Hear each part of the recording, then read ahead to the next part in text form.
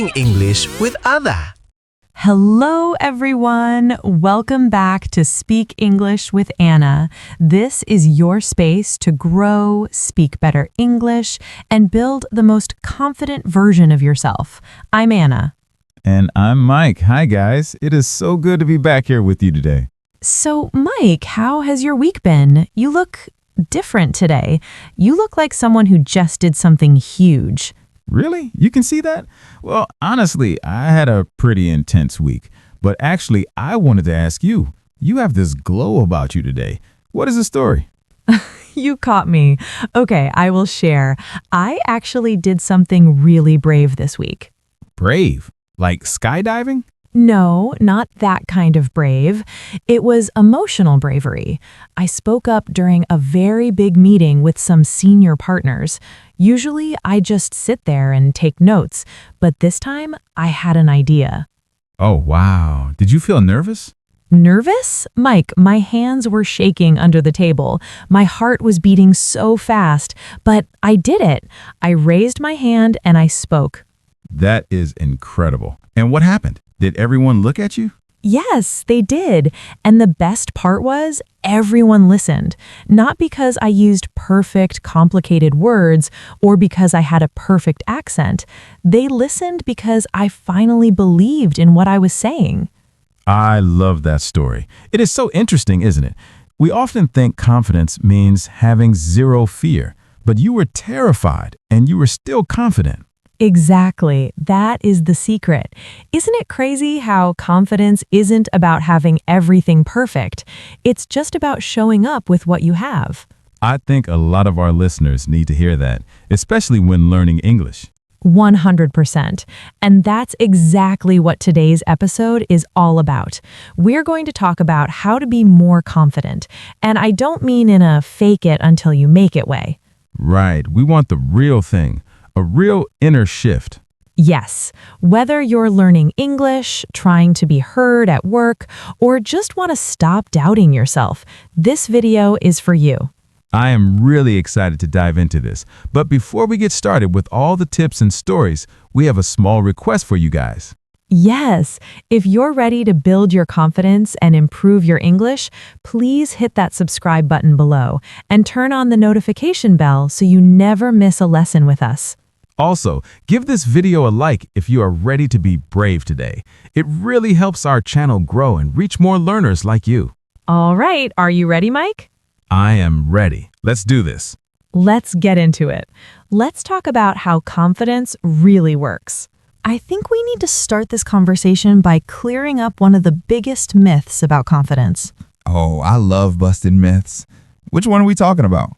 The myth that confidence comes from how you look. Ah, yes, I know that one well. I used to look at people with expensive clothes or perfect hair and think, wow, they must be so confident. Exactly, but nope. Confidence doesn't come from having perfect skin or great clothes and this is important for our listeners, it doesn't even come from speaking flawless English. Wait, really? Because I always feel like if my grammar was perfect, I would be 100% confident. That is what we tell ourselves. But let me say it this way. You don't think your way into confidence. You act your way into it. Whoa, can you say that again? I want to write that down. You don't think your way into confidence. You act your way into it. Real confidence shows up the moment you take action, especially when you don't feel ready. That is actually a huge relief. Honestly, Anna, I used to think confidence was reserved for certain people. You know, the ones who were naturally outgoing or really good looking. I think we all feel that way sometimes. Yeah, but then I started meeting people who looked amazing. Like, they looked like movie stars, but they still felt like they weren't enough. I have actually been that person. You? Really? But you always seem so composed. That was just a mask. I used to be the girl who looked like she had it all together on the outside. Perfect outfit, big smile. But on the inside, I was constantly second-guessing myself. I was always worried about what people thought. That is surprising to hear. So how did you stop second-guessing? When did the shift happen? It wasn't until I started doing hard things. Hard things? Like what?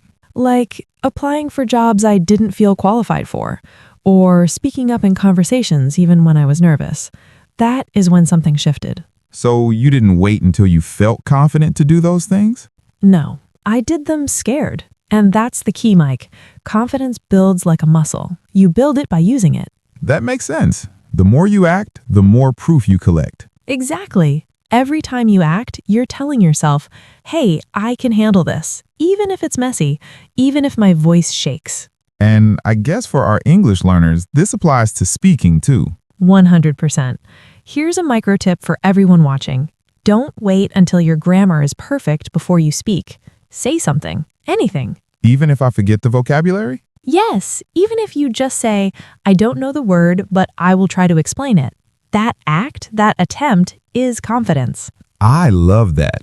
Action over looks, action over perfection. Precisely. And once you start taking action, there's something even deeper that begins to grow inside you. What's that? It's called self-trust, and that's what we need to talk about next. You mentioned earlier that confidence builds like a muscle. That really stuck with me. But can we break that down a bit more? Because honestly, I feel like my confidence muscle is, well, pretty weak right now. I think a lot of people feel that way, Mike. But let me ask you this. If you want to get stronger at the gym, what do? I go to the gym and lift weights, obviously. Right. Do you wait until you are already strong before you pick up the heavy weight? No, that would be impossible. I have to lift the weight to get strong. Exactly. And confidence works the same way. We often get the order wrong. We think, I will wait until I feel confident, and then I will do the scary thing. Yes, that is exactly how I think. I always tell myself, I'll speak up in a meeting when I feel more ready. But here's the truth. You never feel ready until you do it. The confidence comes after the action, not before. That actually explains so much. I used to be the guy who stood in the corner at parties. I looked like I was just chilling, but inside I was terrified to talk to anyone. And did waiting in the corner make you feel more confident? No, it made me feel worse. I felt like I was shrinking. Exactly, because you weren't using the muscle. Confidence builds by using it. The more you act, the more proof you collect. Proof? What kind of proof? Proof that says, hey, I can handle this, even if it's messy, even if your voice shakes, even if you trip over your words. When you survive that moment, your brain goes, oh, we are okay, we can do this again. So the goal isn't to be perfect. The goal is just to handle the situation? Yes, and for our English learners out there, this is critical. I see so many students staying silent because they're terrified of making a grammar mistake. Oh, I've been there. The fear of using the wrong tense is paralyzing. Here's a micro tip for everyone watching. Don't wait until your grammar is perfect before you speak. That is easier said than done, Anna. What if I freeze? What if I forget a word? Then say that. Say something, anything. Even if you just say, I don't know the word, but I will try to describe it. I don't know the word, but I will try. I like that phrase. It is a powerful phrase. It shows that you are not giving up. That is confidence. So just by trying, just by opening my mouth, I'm exercising that muscle. Yes, you are doing the heavy lifting. And just like the gym, it might be sore at first, and it might be difficult, but day by day, that muscle grows. I guess I need to start treating my English practice like a gym session then. No pain, no gain, right? Exactly. But once you start taking that action, you need a foundation to stand on. And that brings us to something very personal called self-trust. Self-trust. That sounds deep. Let's talk about that. Now, Mike, once you start taking action, there is something even deeper that begins to grow. And honestly, nobody really tells you this about confidence. What is it? You're making it sound like a secret. It is self-trust. Here's the thing. Confidence isn't just about being fearless. It is about believing in yourself. And do you know how you build that belief? By winning? By getting a promotion? No, you build that belief by keeping the tiny promises you make to yourself. Tiny promises? What does that mean? Totally, not the big dramatic goals. I'm talking about the small ones, like saying, I will drink a liter of water today, or I will spend just 5 minutes reviewing my vocabulary. Oh, that sounds easy. It sounds easy, but it's powerful. When you follow through and actually do it, you send a message to your brain. You're telling yourself, I can count on me. I see. But what happens if you don't do it? Because I'm guilty of saying I'll start tomorrow and then I never start. That is the danger zone. When you keep saying, I'll start tomorrow, and you don't, your brain stops trusting you. Ouch. That hits hard. It's true. Confidence without self-trust doesn't last. It collapses. You know, Anna, I used to set these huge goals. I would say, I'm going to study English for 2 hours every single day. And did you do it? No. I did it for 2 days, got tired, and quit. And then I felt worse than before. I felt like a failure. Exactly. You broke the promise, so your self-trust went down. So instead of that, start small. One task, one win. Just one? Just one. Each time you show up for that one small thing, you become someone you trust more. That changes everything. It's not about intensity, it's about consistency. Precisely. And for our English learners watching right now, here's a specific tip. Pick one tiny daily habit. Can you give us an example? Sure, maybe it's using just one new phrase in a conversation today, or maybe it's shadowing one sentence from this podcast. Just one. And do that every day? Do it every day for a week. You'll be shocked at how quickly your self-belief grows. I like that. It feels manageable. It is. Self-trust is the foundation of confidence, and once you have it, you stop waiting for motivation. You just show up because you know you'll have your own back. I have my own back. That's a great feeling. It is. But here's the tricky part, Mike. Even when you trust yourself, your confidence won't last long if you're in the wrong environment. Oh? You mean the people around us? Yes. Let's talk about how the people around you can drain your confidence. You know, Mike, we just talked about trusting yourself. But here is the hard truth. Even when you trust yourself, your confidence won't last long if you are constantly surrounded by people who drain you. Oof, this one hits hard, Anna. It does, doesn't it? Because if everyone around you is insecure, constantly negative, or afraid to grow, guess what happens? It rubs off on you? Exactly, it rubs off. Confidence isn't built in a vacuum.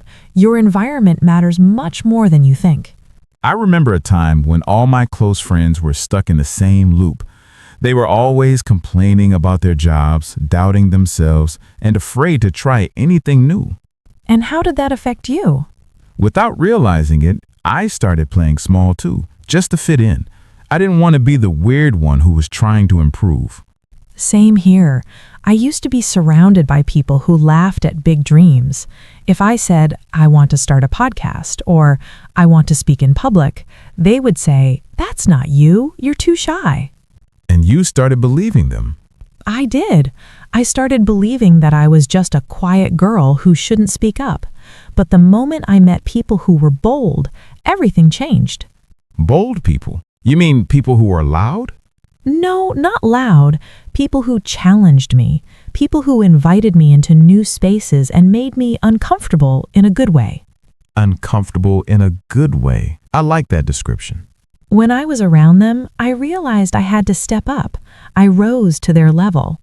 So, does this mean we have to cut off all our old friends? That sounds harsh. No, not necessarily. This isn't about cutting everyone off, but it is about choosing to spend more time with people who inspire you. You need to be around people who have the energy, habits, and confidence you want for yourself. That makes sense. It's like you become the average of the 5 people you spend the most time with. Exactly. And for our English learners, this is crucial. If you are learning English, try joining a group or a class where people are serious about speaking. Yeah, not just people who complain about how hard grammar is. Right. Find people who are actually trying. Being around that energy changes how you see yourself. Suddenly, confidence doesn't feel far away or impossible. It feels normal. Because everyone else is doing it too. Yes, when you are constantly around people who show up, grow, and cheer you on, it gets a lot easier to do the same. That is powerful advice. Check your circle, guys. Definitely. But even with the right people in your life, there is still one voice that can completely mess with your confidence. Oh no, who is it? It's your own voice. Let's talk about that. So, we talked about friends, but even if you have the best friends in the world, there is still one voice that can completely mess with your confidence, and that is your own. This one is deep because we spend 24 hours a day with ourselves, right? Exactly. And here's the danger. If you don't know yourself, like really know who you are, you will believe whatever anyone else says about you. Facts. I used to let people define me all the time. In what way? Well, growing up, people would say, Mike, you were too quiet, or you were not a leader. And I would just accept it. I thought, well, they must be right. I guess I'm just the quiet guy. And why did you accept it? Because I hadn't taken the time to ask myself, wait, who am I really? What do I think? Same here. It is so easy to accept other people's labels. But when I started spending time alone, journaling, reflecting, or even just sitting with my thoughts, I realized something huge. What did you realize? I realized, wait, I do have something to say. I do have opinions. I just never gave myself the space to hear them. That is powerful. We are so busy listening to podcasts, watching videos, or scrolling on social media, we never listen to ourselves. Exactly. And here's the crazy part, Mike. The more you understand yourself, the confident you become. How does that work? Well, when you understand why you react the way you do, why certain things trigger you or scare you or light you up, you're not guessing anymore. You know yourself. So you stop looking for answers outside. Yes, you stop needing permission to be who you are. I love that. So for someone watching who wants to start this process, how do they do it? For our English learners, I have a challenge for you. Try journaling in English. Journaling? Like a diary? Yes, it doesn't have to be long, just a few lines a day. Ask yourself, what did I feel today? Or what made me proud today? That is actually a really smart way to study. It is double practice. You're practicing your English writing, but you're also practicing your identity. You're learning to express your inner world in a new language.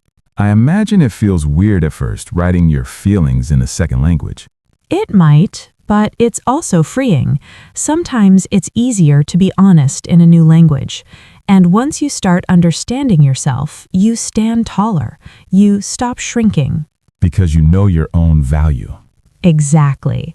Now, speaking of standing taller, let's talk about how confidence looks on the outside, because some people think confidence means being loud, but... Let me guess. It's the opposite? Let's flip the script. Let's talk about quiet confidence. Now, let's flip the script, because I think we have a wrong idea about what a confident person looks like. Yeah, when I imagine a confident person, I usually picture the guy at the party who is talking the loudest, telling all the jokes, and being the center of attention. Real talk, Mike? Real talk? Confidence doesn't yell. It doesn't show off. It just is. It walks into a room and doesn't need to prove anything to anyone. Ah, I love that definition, because we all know someone who brags nonstop, right? I did this, I have that money, I went to this place. Exactly. And usually that energy feels heavy. It feels more like insecurity in disguise. They're shouting, "Please look at me," because they don't feel seen. Totally. So, if confidence isn't loud, what is it? I have learned that the most confident people I have ever met were calm. They were grounded. They were present. Grounded. What does that look like in conversation? They made eye contact. They listened more than they spoke. And most importantly, they didn't rush to fill the silence. That is a hard one. Silence makes me nervous. When there's a pause, I feel like I have to say something immediately. That is the anxiety talking. A confident person is comfortable with a little silence. It shows you're thinking. It shows you're not desperate for approval. Okay, so that's the mindset. But what about the body? What should I do with my hands?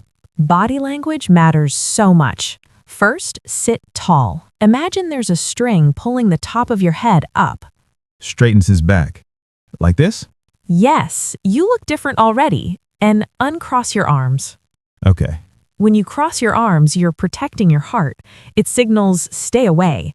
When you open your arms and let people see your hands, it signals I am open, I am safe, I am confident. These are such small cues, but they radiate a different energy. They do. People feel it. And for our English learners, here's the biggest tip regarding quiet confidence. What is it? Slow down. Really? Always try to speak fast because I think fluent people speak fast. That is a trap. When you rush, you make mistakes and you sound nervous. If you want to sound confident, pause more, speak slower. Don't try to impress us with big, fancy words. Just own your pace. So speaking slowly is actually a power move. It is stillness, and stillness is power. Because real confidence doesn't scream. It doesn't need to. It just glows. It just glows. That is beautiful. But Anna, there's one last piece of the puzzle, right? Yes, because even if you stand tall and speak slowly, if you're waiting for someone else to tell you good job, you're still trapped. Ah, the need for validation. Exactly. Let's talk about the final step, validating yourself. And that brings us to the final and maybe the most powerful piece of the puzzle. What is it? We've covered action, environment, identity, and body language. What's left? Validation. Because, Mike, if you are waiting for other people to validate you, you will always feel like something is missing. Yep, that is the story of my life. I used to crave praise from others so badly. Like from a boss or a teacher? Exactly. After every presentation or conversation, I would think, did I do okay? Was that good enough? Did they like me? It left me feeling empty. It was like I couldn't breathe until someone else gave me permission to feel good. That is such a heavy burden to carry, but here's the shift. When you start cheering for yourself, everything changes. Cheering for yourself? That feels arrogant, doesn't it? Not at all. It is necessary. When you finish a conversation, instead of asking, did they like me, say to yourself, wow, I handled that well, or I was brave today. So I have to be my own hype man? Yes, be your own hype person. Now, every morning, I actually look in the mirror and say, Anna, you are doing amazing. You talk to yourself in the mirror? I do. It might sound silly, but it works. Your brain listens to your voice more than anyone else's. If you wouldn't say harsh things to your best friend, why say them to yourself? That is a great point. I would never tell my friend, your English is terrible, but I say it to myself all the time. Exactly. So for our English learners, here's your final task. Say encouraging things to yourself in English. Like what? Say, I am getting better. I am proud of me. I'm not perfect, but I'm improving. I am not perfect, but I am improving. That feels really good to say. It counts as practice, and it counts as healing. You have to be your own comfort and your own celebration, because when the love comes from inside you, no one can take it away. Wow, what a powerful way to end this discussion. I feel like I need to take a deep breath. Me too. I hope this episode gave you something real to hold on to, Mike, and to everyone watching.